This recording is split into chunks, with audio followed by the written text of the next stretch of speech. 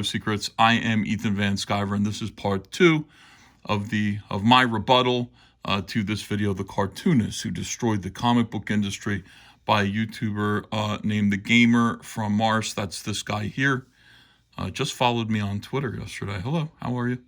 And so the first part is available right here on YouTube. I recorded that and posted it yesterday. Go through and watch that one before you get to this one. I think that the first part, which was most of it, most of the video, was largely a Wikipedia-sourced history lesson about maybe the first year and a half of Comicsgate's existence during the immediate post-election of 2016 comic book industry, where things went absolutely berserk and there was a lot of craziness going on. So he goes through that. In places he's fair, in other places he's unfair or uninformed.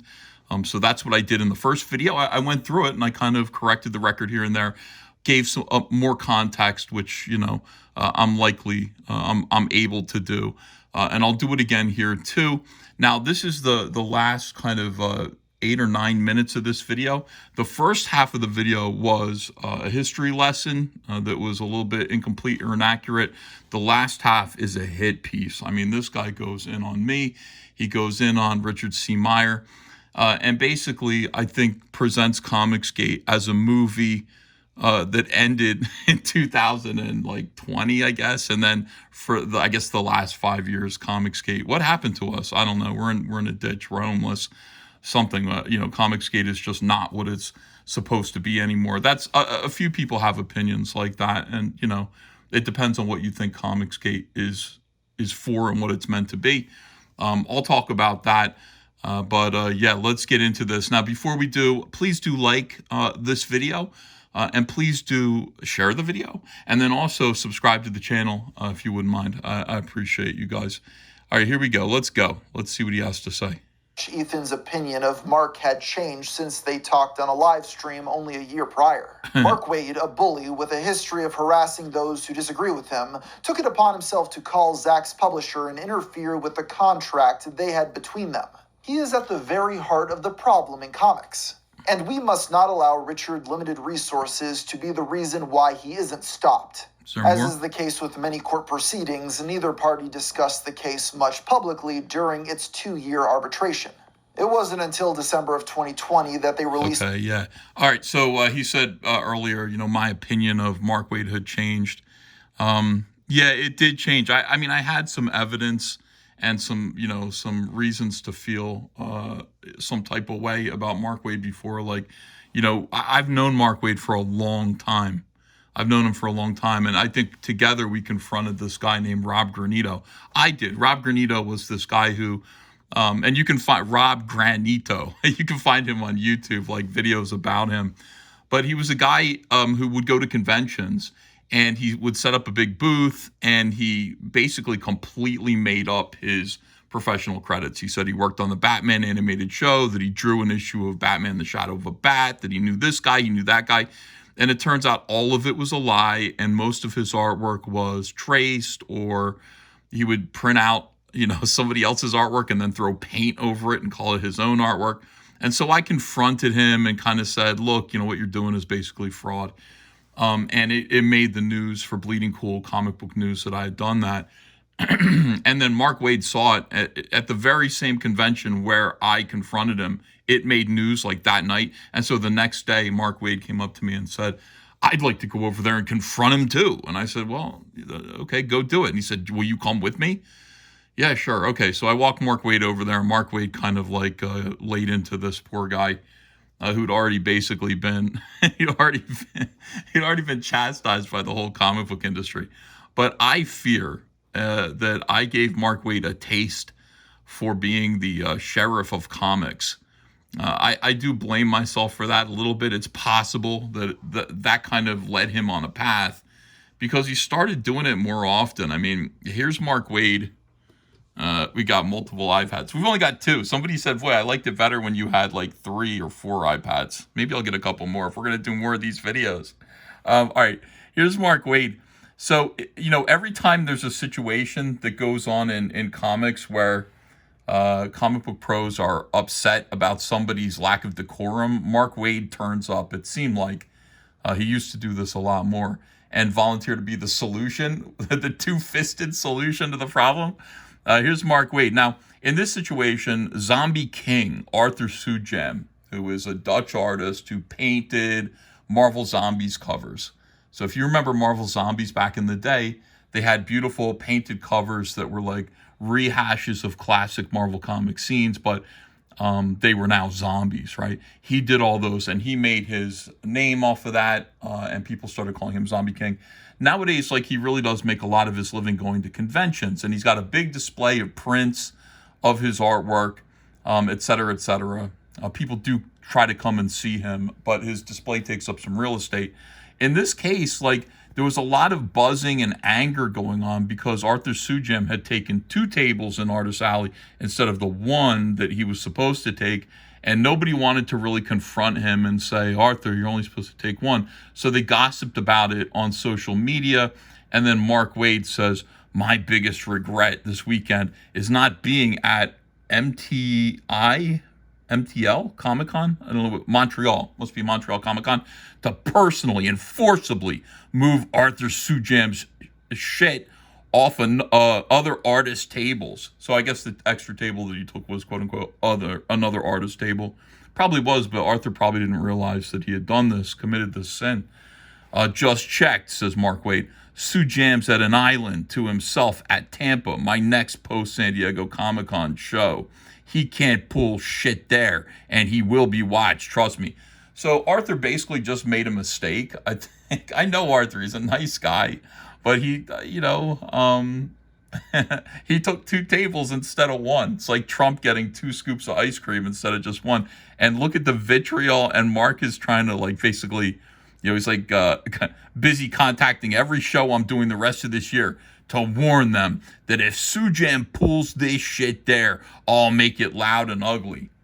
This is who Mark Waid is. Mark is getting involved. I don't know if he still does it as much as he used to, but during this time period, Mark Waid was fully involved in getting involved in everybody else's complaints and problems, and he was going to be the guy who brought his 2 fists and said, you're not going to pull that shit there. I'll be there to stop you. And I guess that was like a big dopamine hit for him. He says, anyone want to help me compile a list of upcoming Sujam cons?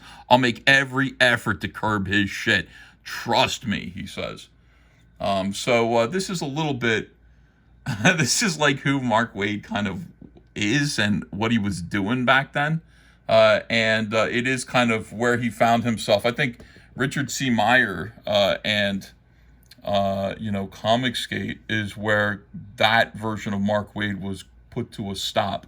So in this situation here, I think the lawsuit went on for about 2 years. I do remember this going on, and I talked to your boy Zach a little bit. He couldn't tell me much because everything was NDA'd, as usual with these legal proceedings. But he told me enough to let me know that first of all, it's expensive being involved in a lawsuit, and even though we had given him nearly $150,000 to do this lawsuit, we asked him to. I mean, Comicsgater said, please do this, please stop Mark Waid.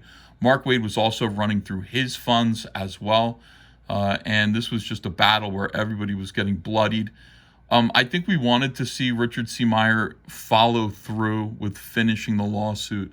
But at this point in time, he was just so, you had to be there to experience the huge amount of harassment he was accused of dishing out while taking 3 times that much harassment himself. They made him into a devil. They made him somebody who was not welcome at conventions. They exaggerated his criticism and called it harassment, and really they tortured this guy and made his time difficult. So Richard, we wanted him to finish the lawsuit. I don't think we really cared like what the result was. The result would have been nice if he wins the lawsuit. It would have been great to get some kind of monetary award, but ultimately, like, he just ran out of steam, and I think he was down to about $10,000. He refunded that money, or he donated it to charity at the time that he gave up. But I remember he just told me, he said, look, Ethan, he's like, um, at the time when we were doing this lawsuit, there was ample evidence to show that there was tortious interference, that Mark Waid had cost me money by getting involved and ending my contract with Antarctic Press. But since then, thanks to the fans, the same fans who anteed up $150,000 for the lawsuit, they supported Richard C. Myers' creative efforts in such a way that might not have ever happened were it not for the visible, endless harassment he was receiving from Mark Waid and the social justice warriors of that time period. So, his book, Jawbreakers Lost Souls, was his biggest success, largely because of what was going on back there. It made $404,000, I think was the final figure, but go check me on that. It might have been even more than that. And I think he could no longer show damages as easily as he could have if he just didn't make any money at all from this situation. But people were angry, and people were very excited and interested in supporting him. And so he felt like even if he won, he couldn't prove damages, and he was tired. He was just tired of the whole affair. He was tired of the stress of being involved in this legal proceeding. So he and Mark Waid came to some kind of resolution, and I don't know what it is. Now, when this happened, I remember he told me, and I felt awful about it. I understood him. I understood what he had been going through, and I understood why he would want to walk away from the lawsuit.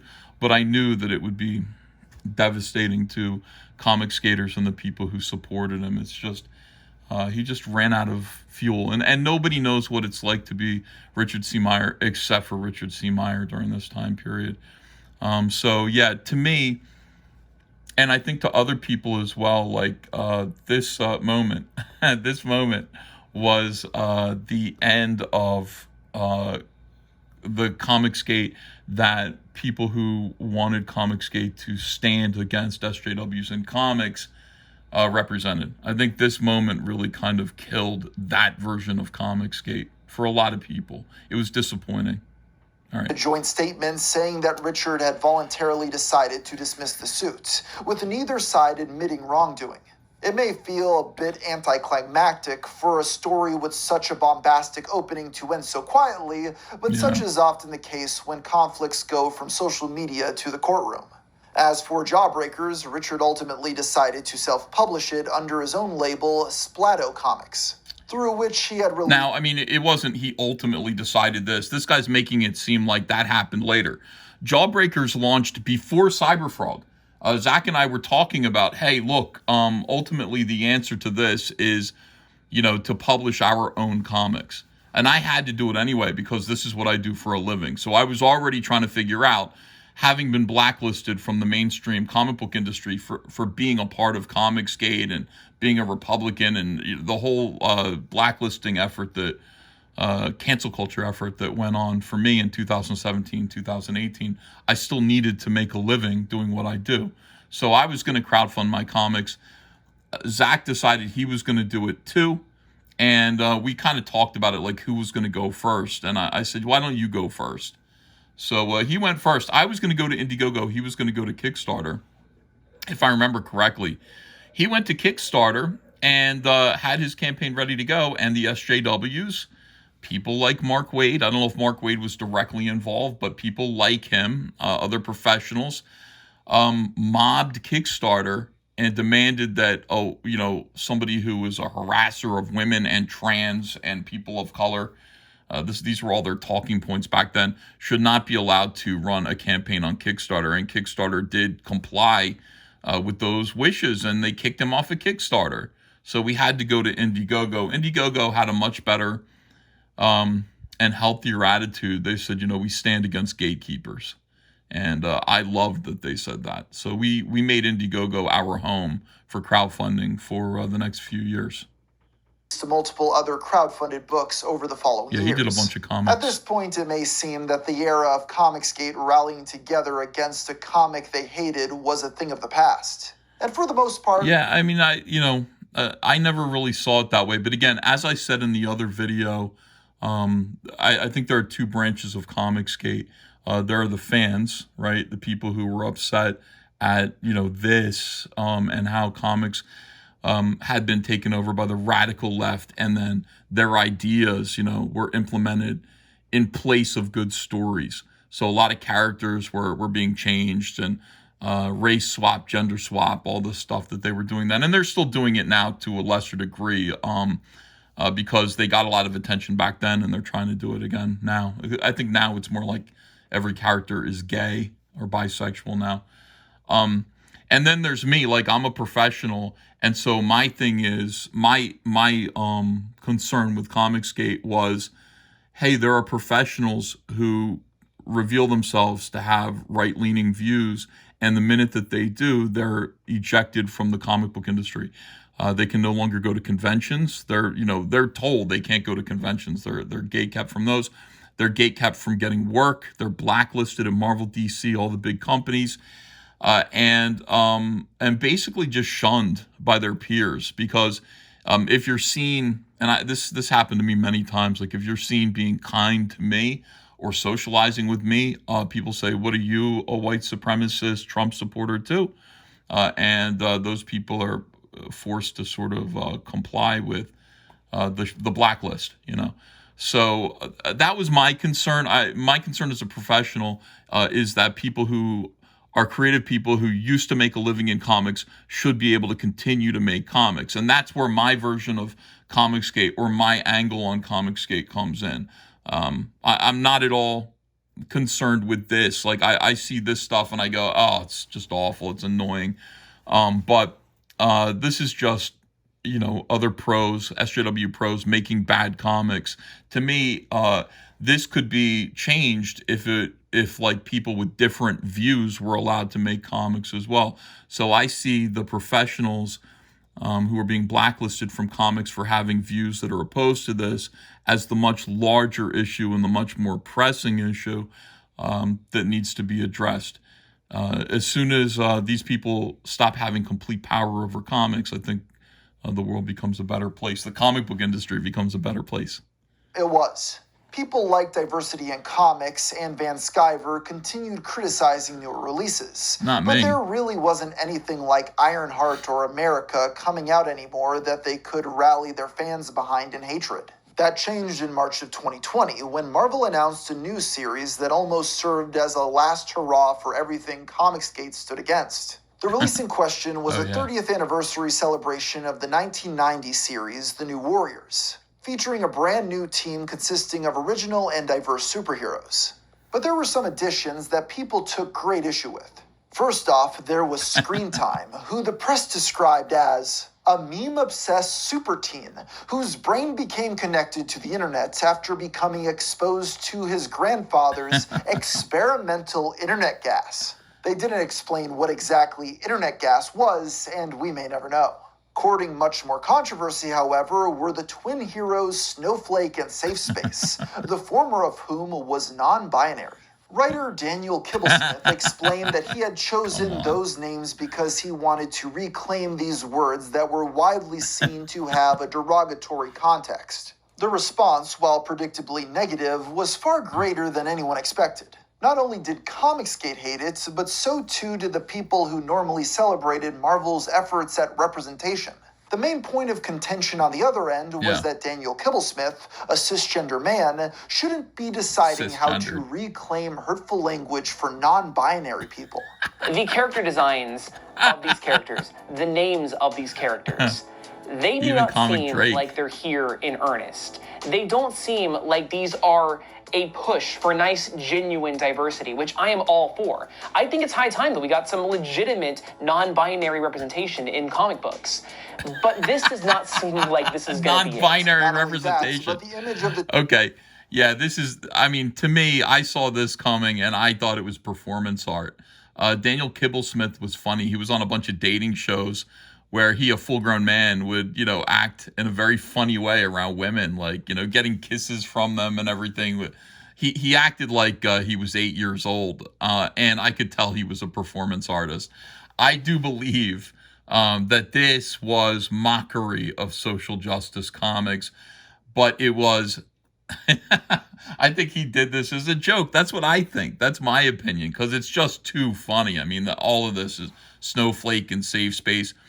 And on the one hand, you had Comicsgate rejoicing at having this outrageous thing. I don't even know if Marvel understood that this was a joke, but it very clearly was. You had a fat Eskimo named Trailblazer here.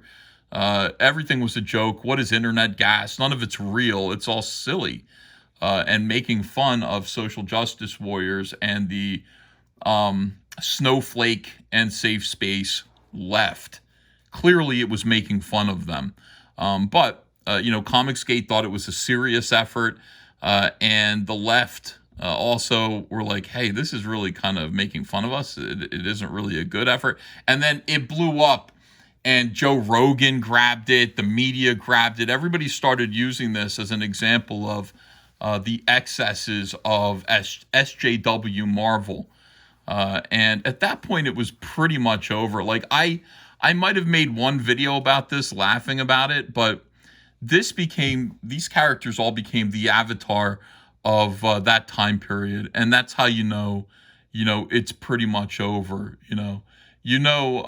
It's over when, like, disco is over when the Village People make "You Can't Stop the Music." Something that's so ridiculous and bad and excessive that it just kills the whole era. And this obviously just killed the left wing, the radical left wing, social justice Marvel concept. So, yeah, I mean, it wasn't real. It's my opinion. This wasn't real. Twins shown on the cover seem to depict them more as a romantic couple than Daniel siblings. Kibblesmith makes me laugh. The controversy got so large that even people like Joe Rogan were talking about it. We won. The trailer for the comic on Marvel's YouTube channel was universally disliked, and the company fell silent on the future of the series. But in the midst of the havoc of COVID-19, publishers across the industry were forced to cancel a number of upcoming books. Yeah. For Marvel, this included The New Warriors, which was quietly removed from their release schedule with no comment given as... Yeah, I think Marvel, nobody's sure because Marvel just decided not to put it out. But I think Marvel had realized, in my opinion, Marvel realized they had been had by Daniel Kibblesmith, who I believe is, again, it's my opinion, I think he's a performance artist. I think he's very much like Borat, okay? I think that's who he is. And so Marvel Marvel decided not to release it. But yeah, talking about COVID-19, The New Warriors, being something which I think everybody, all normal people could agree, was funny and ridiculous, and pointed out the excesses and extremes and stupidity of SJW Marvel. I think that on top of COVID-19, where people were told that sales were already way down, COVID-19 making it so that people couldn't even handle cardboard boxes anymore because of the scare of the virus, and that shutting down Diamond distribution and then allowing all these people out of their contracts with Diamond distribution, and then Marvel and DC not being able to publish books or deciding they're not going to pay the creators. All this stuff happened at once, and it basically, for the most part, changed. I think it ended the SJW Marvel concerns that Comicsgate had, the original Comicsgate. Why? But that wasn't quite the end of the story. In July of 2024, an anonymous Marvel insider leaked the unreleased first issue of the hated series to a few Comicsgate creators, including Richard. While these YouTubers were instructed not to reveal the entire comic, they did make videos going over a few pages. And that was pretty much the last great controversy for Marvel Comics when it came to diversity. Yeah. But that begs the question, what became of everyone who got caught up in the whirlwind? Well, Heather Antos left Marvel in March of 2018 to become editor-in-chief at an esports betting website called Unicorn. Yeah, this is interesting. I think Marvel Comics did to Heather Antos what DC Comics did to me, which is quietly dismiss her. Marvel Comics, no doubt, saw that Heather Antos was a lightning rod for controversy, and And she was. I mean, she was an online bully / victim. She was kind of like a cry bully, in my opinion, of the first order, major league, a really like incendiary, antagonistic individual. She'd post anti-Christian sentiment, like she wore satanic clothing and garb, like a fake, like Hot Topic Satanist. I think Marvel Comics just kind of said, you know what, you're fired. We're not going to make an announcement because we understand the culture war. We understand it's going to cause an uproar on both sides. Like it's going to make SJWs go crazy with rage. And then it's going to make the Comicsgate guys celebrate. So you're quietly being dismissed. And Heather just announced, I've always wanted to be the EIC of an esports betting site. So that was my dream job, she said.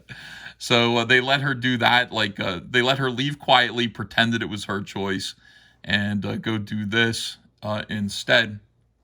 And this guy says something interesting here about her. The site has since shut down after charges were filed against them by the SEC for selling an unregistered token called Unicoin Gold. Wow. Antos now works as a freelance editor. Brian Michael Bendis. Well, she doesn't. I mean, Heather Antos works as an editor for IDW, doing Star Trek comic books and some other stuff. She's still got a very, basically the way that it worked is Heather Antos made herself so important. She made herself a figure of anti-Comicsgate and the culture war and social justice. And so letting Heather Antos dangle the way that Marvel did, firing her, telling her to go away, was too much. Heather had already made a bunch of friends within the SJW Whisper Network. They don't let their people die. They just don't. And so one of those individuals at IDW got her hired over there.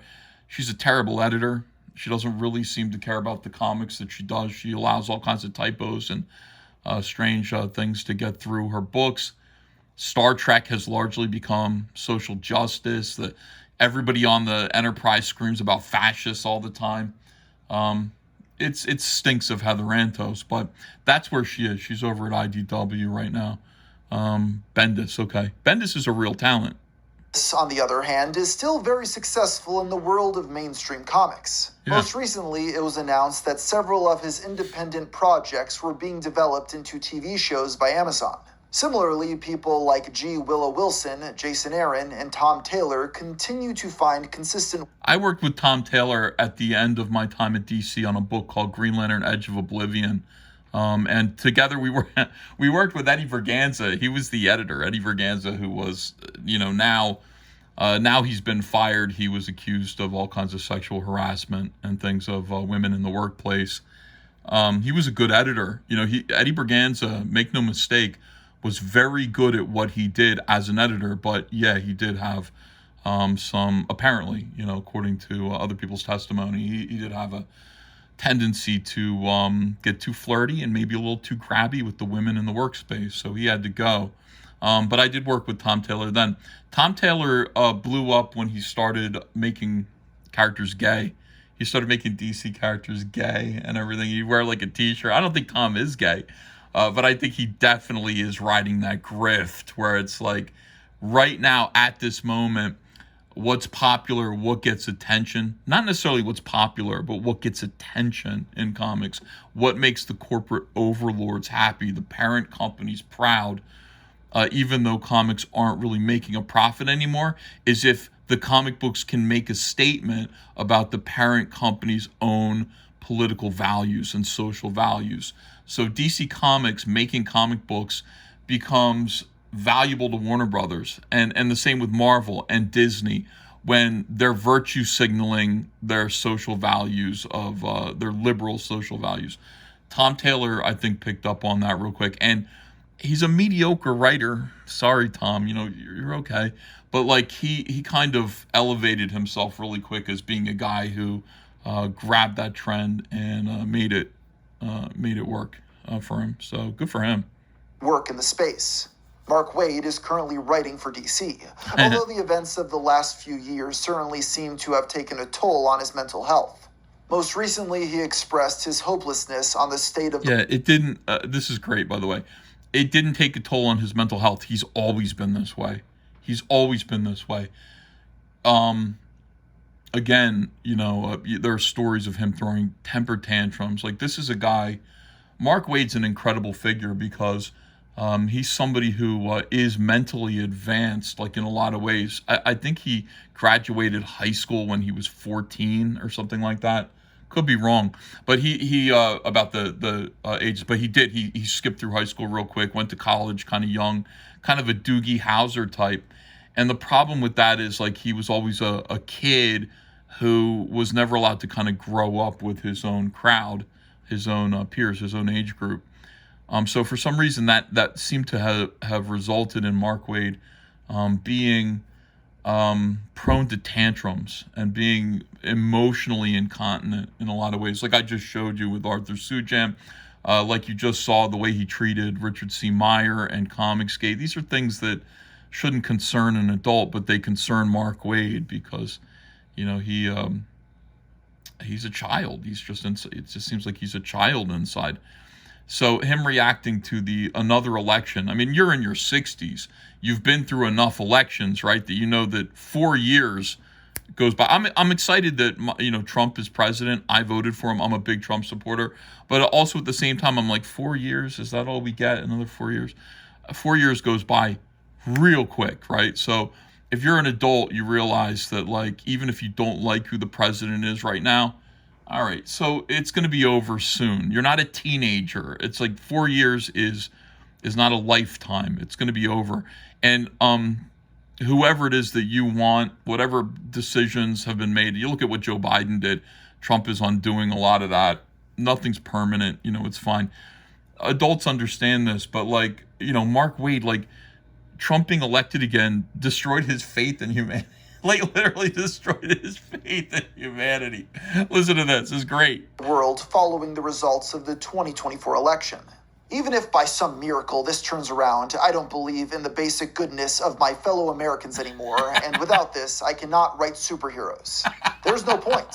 When you see a decline in the quality of my work soon, you'll be able to trace it back to this night. Oh my God. As for the likes of Gabby Rivera and... Yeah, I mean, it's just funny. These guys think that, like, they need to be superheroes themselves in order to write superheroes. And they're all under these delusions that they themselves are super heroic. And that kind of immature belief system is what fosters social justice warriorism like a petri dish. All of them think that they're heroes. And they're some of the nastiest, most cruel, thoughtless, and immature people I think that I've been around.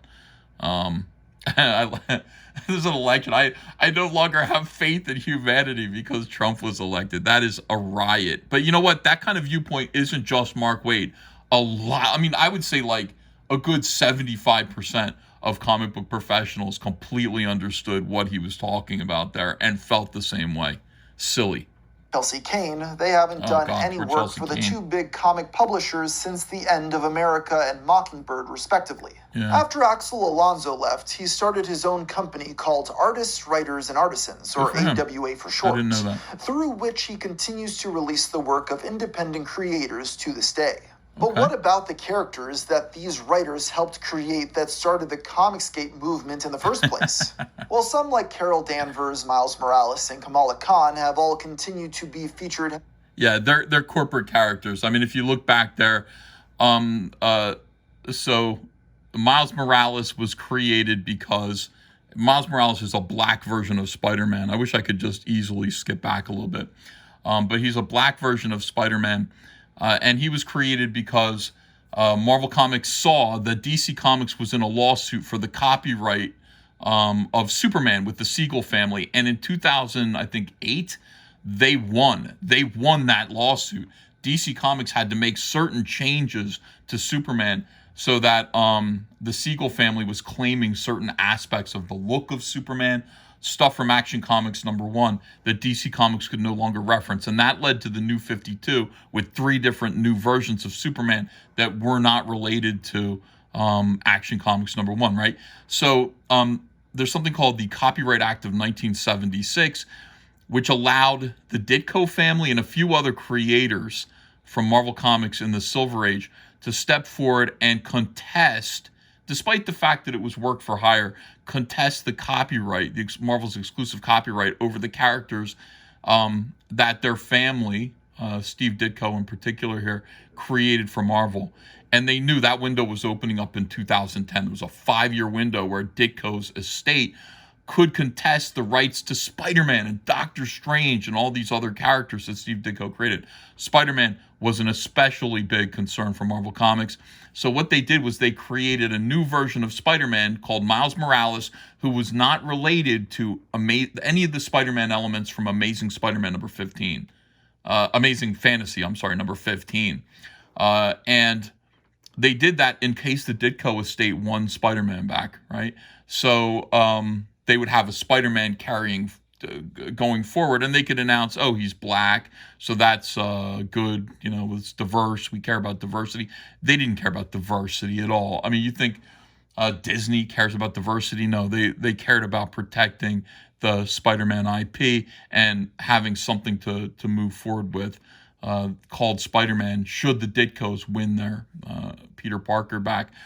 Captain Marvel, the Captain Marvel portrayed by Brie Larson, Carol Danvers, is another character that was never really prominent at Marvel Comics, but there was a legal battle between DC Comics and Marvel Comics for the right to use the name Captain Marvel. DC Comics had Shazam, which predated any of Marvel Comics' versions of Captain Marvel. And so there was a legal fight about it. And it came down to DC Comics just agreeing to let Marvel Comics have it because, of course, they're Marvel Comics. So, it's more in line with their brand. Captain Marvel, Carol Danvers was pushed forward, therefore, as an avatar of Marvel Comics. She has to be in use all the time legally, or DC Comics can go back and maybe say, well, you're not using the name anymore. We want to call Shazam Captain Marvel again, the Marvel family, et cetera, et cetera. We can use that name if you stop exercising the mark. So that's why you see Carol Danvers everywhere. Ms. Marvel, the same thing. They had to use Ms. Marvel. They have to use everything, every character that is named Marvel, they have to push them forward. Might as well make a gesture towards diversity and inclusion and all this stuff. So they made Ms. Marvel into this awful Muslim character, and they used Carol Danvers' version of Captain Marvel rather than the other one, the male one. What was his name? Was his name like Adam? I'm thinking of Adam Warlock, but the original male Captain Marvel with the Barry Manilow haircut. I don't know where he is anymore. I just know they're using Carol Danvers. And one of the reasons why they're doing that also is because it was made clear to them that Marvel Comics does not have a Wonder Woman. They do not have a female superhero that's not a female version of a male superhero like She-Hulk and Spider-Woman, or on a team with men like Invisible Woman and all of the female X-Men. They don't have a female character that stands alone as her own character. So that's why they have Carol Danvers, who is now, they're trying to make her Marvel Comics Wonder Woman. Does that make sense? Okay. Heavily in Marvel stories, others have stepped back from the spotlight. All of this is business. At least that's the case in the comics. Over the past few years, more and more of these so-called SJW characters have begun to pop up in big-budget films. In fact, it's pretty much all of them.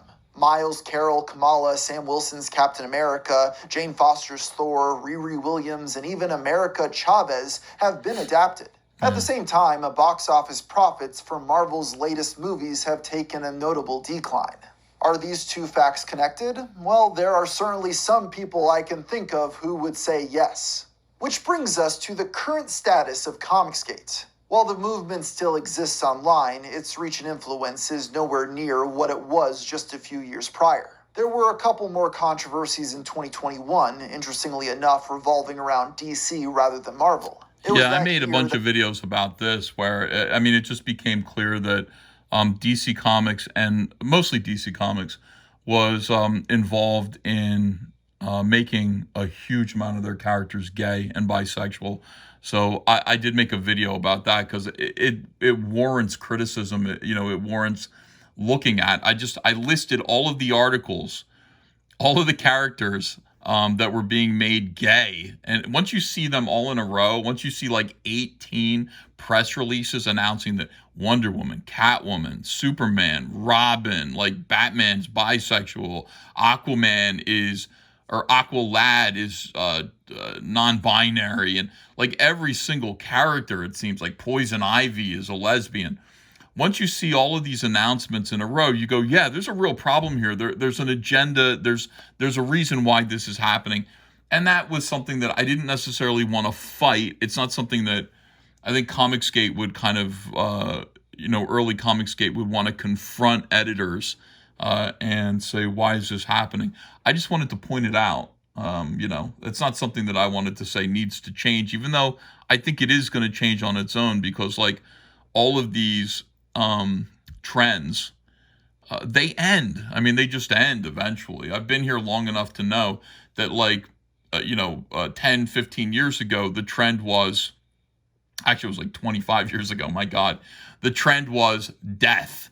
In this issue, Colossus dies. In this issue, the death of, Robin. In this issue, they started doing like these kind of morbid death issues that were selling a lot of copies, and that soon became tiresome, especially when the characters would just come back from the dead eventually anyway. So this, like making characters gay, they've already kind of undone Superman. I think they made him a kid again, so he's no longer, the theme of the book is no longer about his relationship with this ridiculous pink-haired twink. It's it's back to him being a kid, so. The company received some flack when they revealed that both Tim Drake, the third Robin, and John Kent, son of Superman, were bisexual. So this last part of the video is the hit piece part on me. And I guess like in order to effectively rebut this nonsense and debunk it, is to kind of do these accusations out of order so that you can see where they're coming from. And in order to do that, let's start with this. For supporters for trying to push them out of the community. While he claimed these were people whose views were too extreme, detractors claim that he was just trying to cancel those that were making comics that competed with his own. That's John Delarose. I can't believe the Gamer from Mars is using John Delarose as a source. That is remarkable. JDA saying, JDA always says, this is his kind of selling point, is he says, Ethan Van Sciver's only criticizing me because he knows my comics are better than his. And I mean, listen, that's up to you to decide. I can't sit here and say, no, my comics are better than his. It's up to you. I mean, you as a fan, you get to look at those books and decide if they're better than Cyberfrog or anything that I do. But that is his selling point. So it's so funny. It's like the idea that I'm removing people, like I'm kicking people out of Comicsgate, the people who I'm afraid of because they're better than me. Bro, I have something called Comicsgate Kings. You understand? My show right now contains the creme de la creme of comic book creators from Marvel and DC, from Image Comics.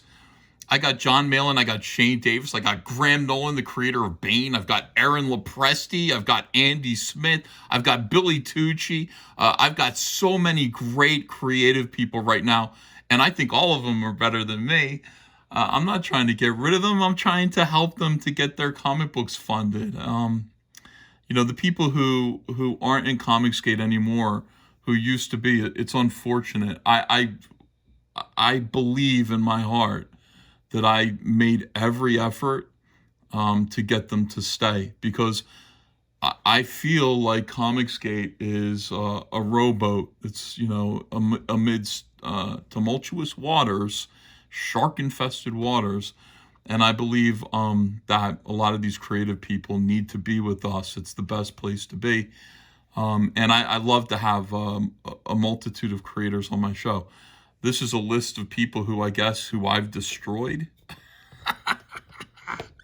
that's getting passed around. And it's remarkable here. A student of God who is, I guess we used to have a guy named SJW Spider-Man, and SJW Spider-Man was a troll who attacked Comicsgate every single day with lies, with just screenshots and lies. And his anonymity protected him. Everybody was kind of like, who is this guy? Why is he saying these things? By the way, hi, if you can see my reflection. So let's look at this list here. Vox Day. These are the people who Ethan has canceled from Comicsgate or went to war with or fought with. Names I have forgotten get added on all the time, so this list is still growing. Vox Day.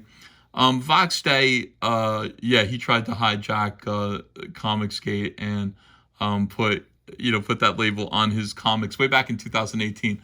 Vox Day and I are friends now. I mean, we're just fine.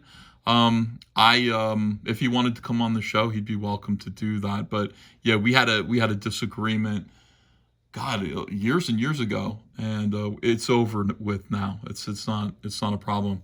JDA, yeah, see, JDA is the one who probably helped compile this list. John Delarose has to go. He's the only one who I would agree with here, except for Patrick Thomas Parnell. Those are the two people who I can't have around. I think they're troublemakers or complainers or people who just are not good for me to have around on my show. That's just on my show, on Comic Artist Pro Secrets, to get their books funded. I can't have those guys. JDA especially, and he's the one here who's complaining, who's saying, yeah, the only reason Ethan doesn't want me here is because my books are better than his. It's also because, like, JDA's a liar.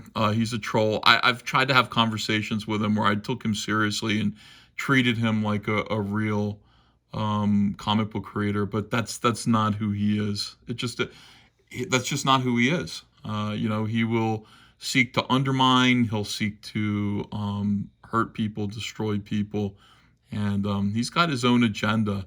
These guys, a lot of these guys are just trust fund middle-aged adults that I have trouble with. People who don't have to work for a living and are here for some other reason. There are a lot of those guys on the internet. Eric July, yeah, Eric July is unfortunate. I can't, I'm in conflict with Eric July because Eric July told me in private, he sent me a message. He said that I cannot be seen to be supportive of or agree with people who are critical of his comics or his behavior, or he and I were going to have a problem. And I can't do that. I believe comic book creators need to absorb criticism in order to get better. Eric doesn't feel that way because Eric doesn't respect creative people. So he and I, this is a big one. He and I are in conflict right now. He would say it's just me that's in conflict with him.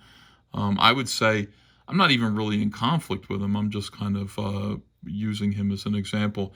Yellow Flash left Comicsgate because Eric July told him he wasn't allowed to be friends with me anymore. Mr. Biggins and PTP formed an alliance here where the two... Mr. Biggins is just a fan. I mean, he's a guy from Texas. He's got a lot of money.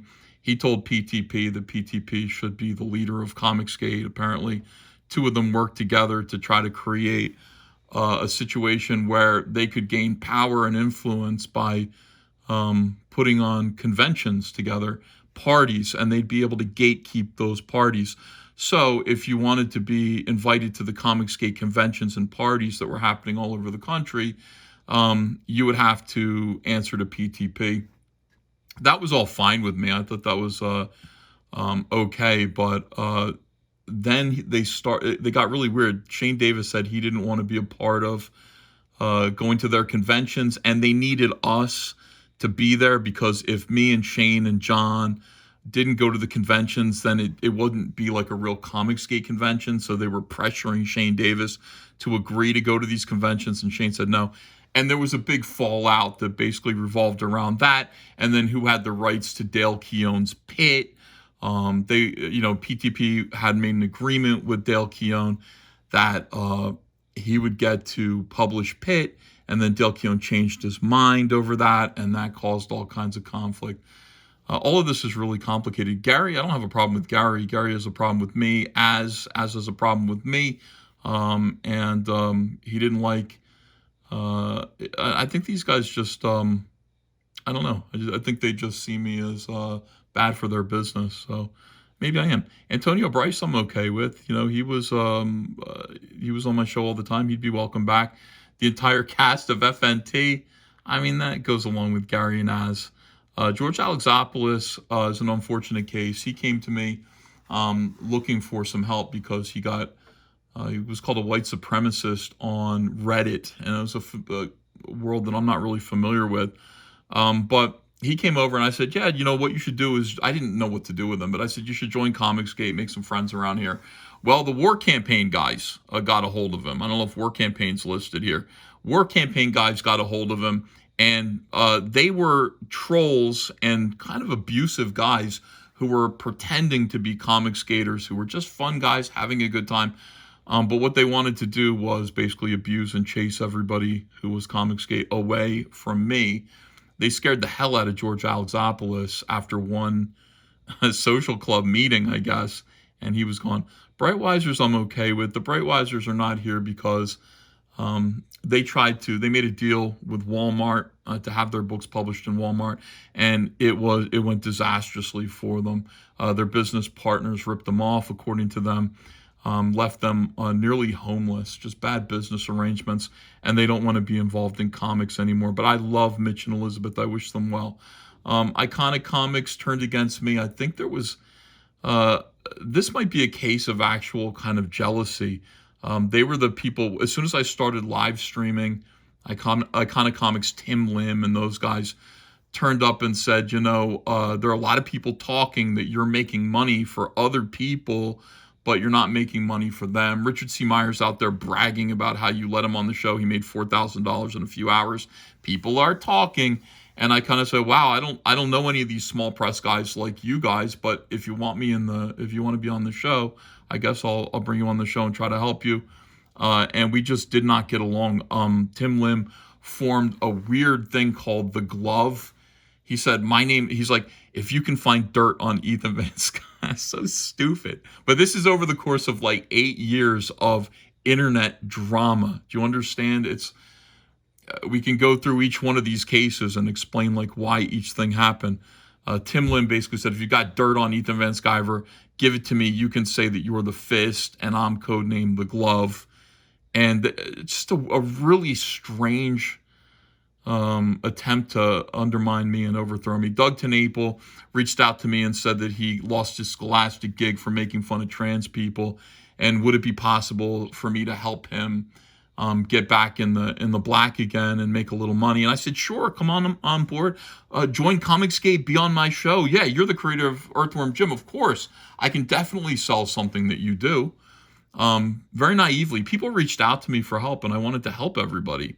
But when you're throwing hundreds of thousands of dollars around, you encounter an awful lot of people who have bad objectives and mean you harm. So Doug TenNapel was on the show all the time. He was a big part of the show. We funded his book, Bigfoot Bill, to $200,000.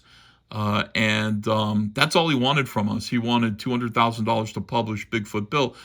We didn't know this, but apparently he had a deal with the owner of Earthworm Jim, the guy who owned Earthworm Jim, which he created. He would trade the royalties for video games for Earthworm Jim for the rights to do the comic book about Earthworm Jim. But first he had to have a proof of concept. He had to prove that he could make a decent graphic novel. So he used Comicsgate to make the money to fund that graphic novel, got the rights to Earthworm Jim, and told us arrivederci while calling us SJWs and people who hate Christians. It was very unpleasant and undermining, and all of us were kind of confused by that. But Doug is that kind of guy. Kelsey Shannon left the Jack show. I guess I'm friends with Kelsey Shannon. He's fine with me, but yeah, he's not on the internet right now. He pops up every now and then, but Kelsey and I are cool. Edwin Boyette got upset because of a lot of these things are tied together, because of George Alexopoulos. George Alexopoulos came to Edwin Boyette complaining about how War Campaign treated Edwin Boyette. Edwin Boyette and Mike S. Miller came to me and said, you've got to do something about certain individuals who are bothering other certain individuals. And I said, you're going to have to give me more information, like what's going on. Like everybody come. All I wanted to do was do a YouTube show where I was promoting other people's comics, and it became an absolutely insane battle of egos and people with hurt feelings and all of these things. But they got angry with me that I would not believe them. They quoted the Bible at me. Him, Edwin Boyette, and Mike S. Miller. I said, Who are the parties? Who is the individual that's doing the harassing? Who is the individual that's complaining? They wouldn't tell me. They just said, when 2 or more come in my name, you should just believe me, or something like that. And I said, I don't know what you're talking about. Like, just show me what's going on. They wouldn't. They got angry with me. Tim Lin, we just discussed. He's the glove. Von Coleman, part of a group of people who were in a private back room, who were very unhappy with what was going on with PTP. I think I'm not even sure why these guys are gone. It has something to do with Shane and John. Dojo Kun Comics, who? Jeff Johns and I are fine. Like, I don't know why Jeff Johns is on this list. Whoever put Jeff Johns on this list has a lot of nerve. Jeff Johns and I are perfectly okay. Joe Ball, I have no idea. Like, again, who? Like, why would Joe Ball be mad at me? I don't know. But, again, a lot of people that are on this list are people who are welcome to come back at any time. They're just welcome. I forgive. One of the things about me is, for some reason, I forget a lot of the problems of what people said or what people did to me, and we just move forward. But people are more interested in undermining me here and then just making it so that it's like, look at the people who I've canceled from Comicsgate. I haven't, man. These people all made decisions on their own, and through their own choices, they either left Comicsgate or Comic Skaters, who are the fans, that's you guys, decided to leave them. And there's nobody to blame other than themselves, or to just turn that around and blame me for some reason, which is silly. But this is John Delarose. John Delarose's big thing right now is to try to get people to dislike me, because he sees me as like the leader of Comicsgate. He would like to be the leader of Comicsgate. So it's pretty funny. All right. Actually went out and then was called out on it. Count. He was put, said, this is so tacky, a kill count for the people that... I don't know how else to deal with this kind of a massive lie except to do what I just did. I mean, if I wanted to, I could go through their list of people who I've supposedly canceled and bore everybody to tears by doing a history class lesson of why some of those people aren't here anymore. They were here. They were participating in Comicsgate. I loved having them on board for their own reasons, personality conflicts, or they just went out of business, or any of these other things, or they were never sincere to begin with. They're not here anymore. And I don't know how to just address all of that. You have to go through. They have a list of names, and they can go look at this list of names, which is easy to do. It's much easier to make an accusation than to actually debunk it, right? So all I can do is laugh. I don't know what else there is to do except say, yeah, this is my kill count. Look at all the people who I've deliberately killed. It's nonsense. Each one of these people involved knows that. And also the people who are the customers, who are regular comic skaters, they also were here and they saw the stories of all of these people. So the bad news is you can harm and influence people who are new and don't know these stories. And I guess people like Gamer from Mars, who completely buys what JDA is saying, which is, again, insane. But again, I don't know what else to do except laugh about it. And every now and then I'll go through it and I'll explain what happened, but it gets reset every single day. These accusations, they stick. And then you can explain them, but you got to explain them again and again and again because the lies persist, right?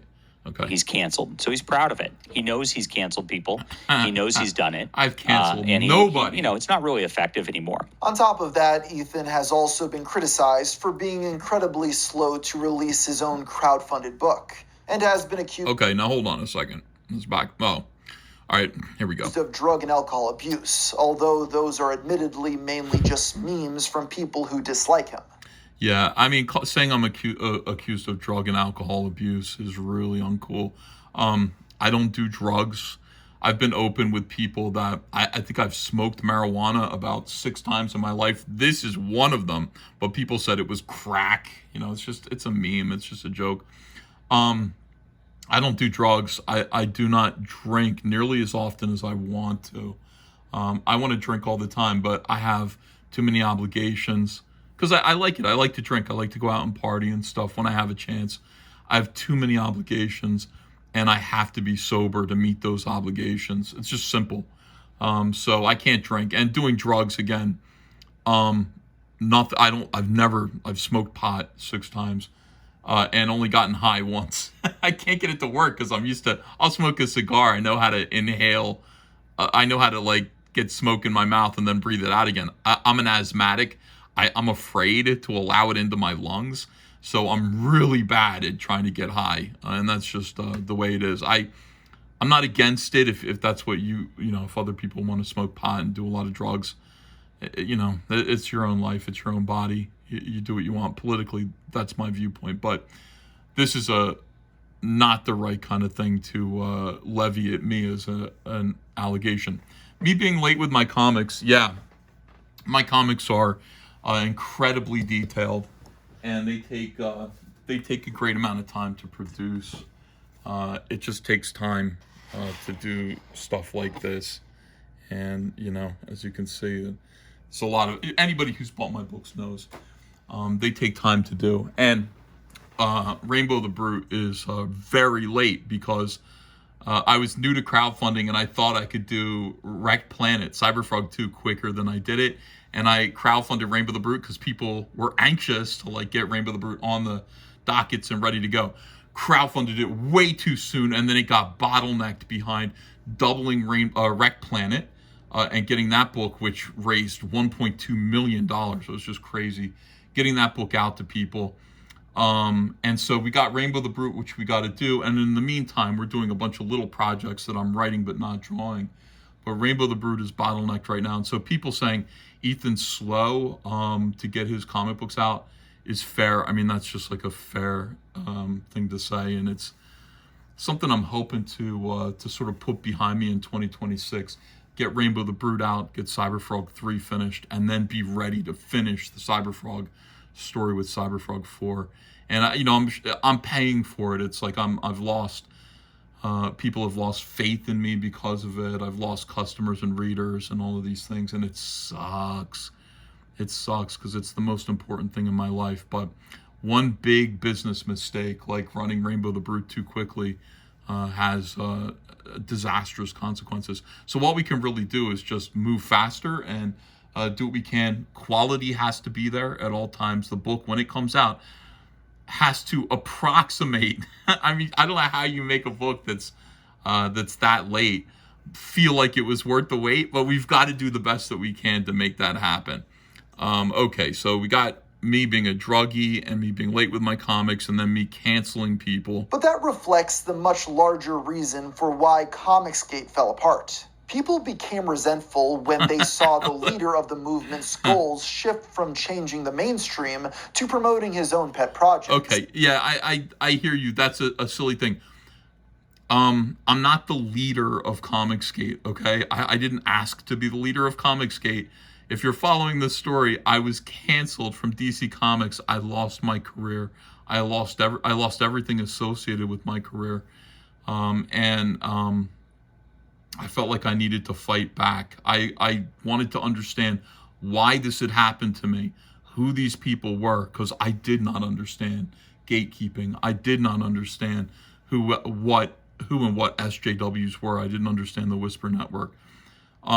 My goals have never changed. My goals have never been, I want to change the comic books that Marvel and DC are doing. Those have never been my personal goals. I've never said that they were. My goals have always been to take the power to gatekeep creative people from making comics out of their hands and to eliminate gatekeeping and to eliminate cancel culture by offering another alternative for creative people to make comics. That is my goal. That is Comicsgate to me. Changing what Marvel and DC are doing, was the job of Richard C. Meyer. It was the job of I Love Comics, Englentine, Doug Ernst, who ran a channel. It was the job of Captain Cummings, and now it's Wes and Thinking Critical and all of that stuff. People who have exclusive comic book channels, that's their job. Whether or not they realize that they are Comicsgate, they are Comicsgate, and that's what they're trying to do. But that has never been my goal. My goal has always been to make comics, period. That's it. That's all I want to do. Every now and then I'll criticize other people's comic books. Every now and then I'll talk about Marvel and DC. But make no mistake, my goals never shifted. They've always been the same, and they've always been consistent.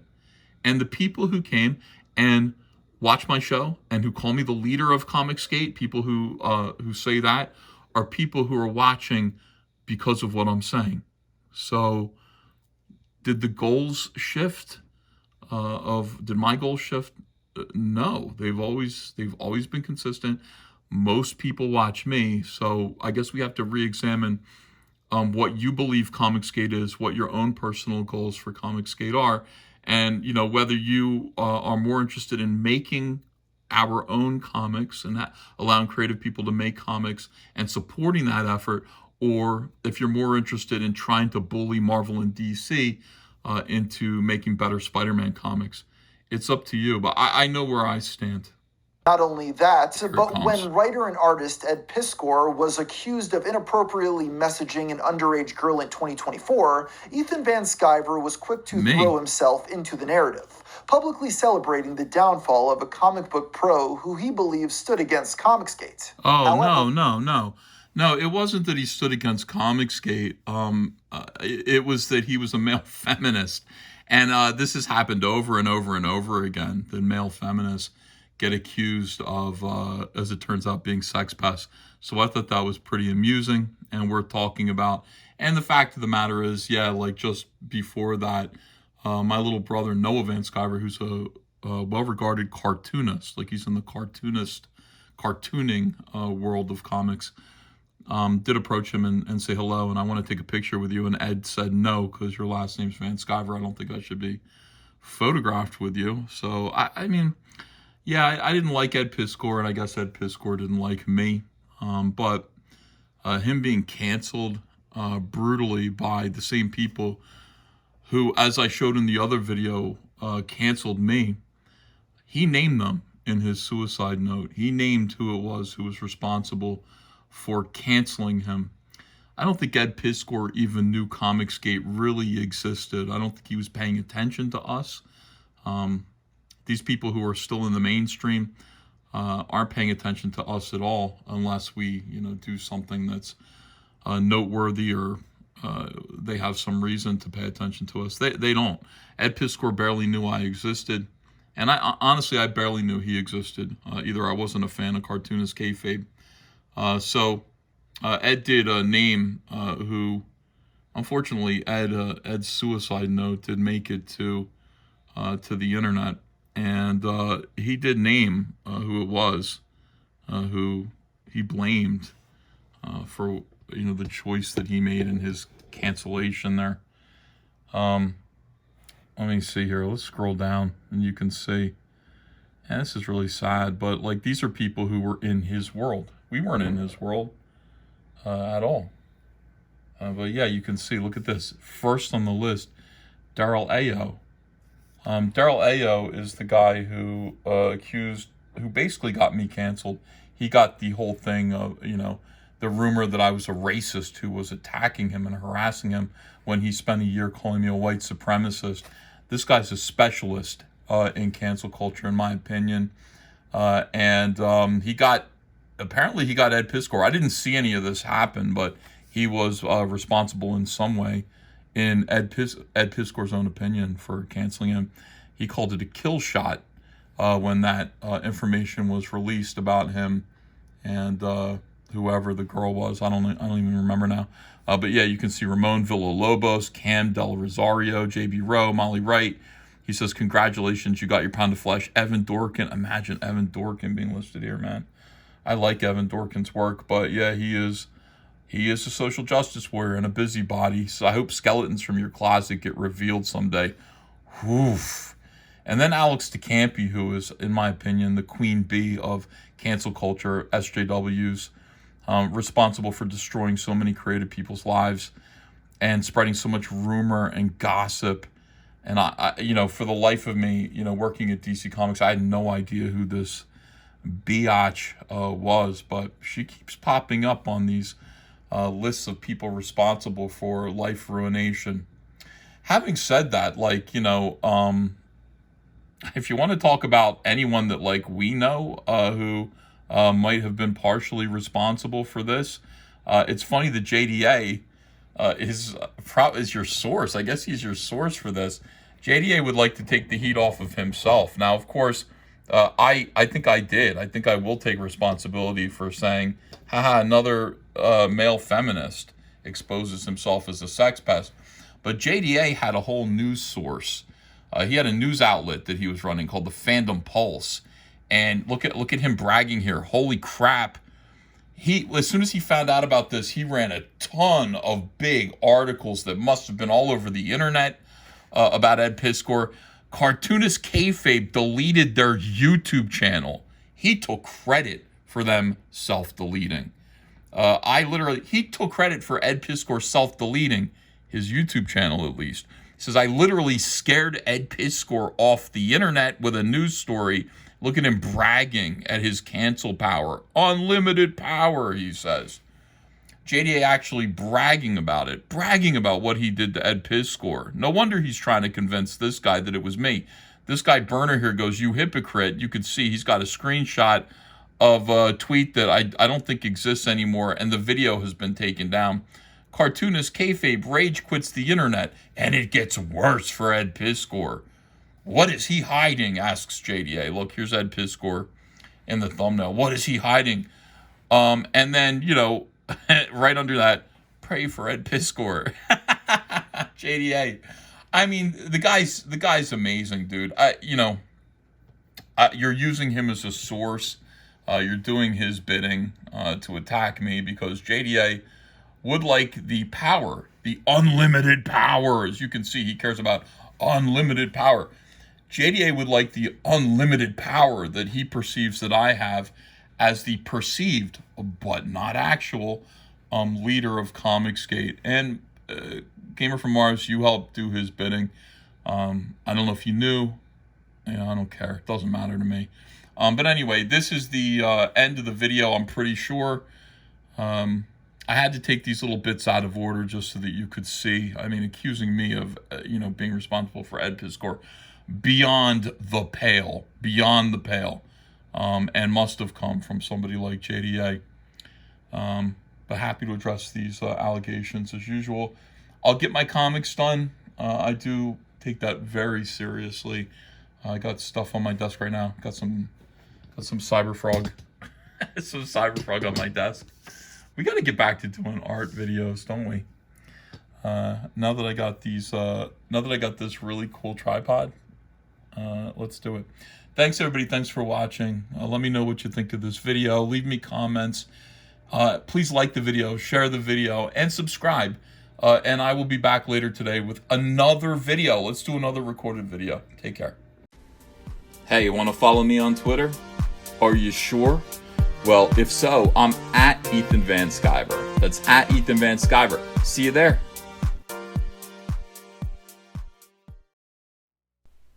Hey, I got a P.O. box. Want to send me some mail?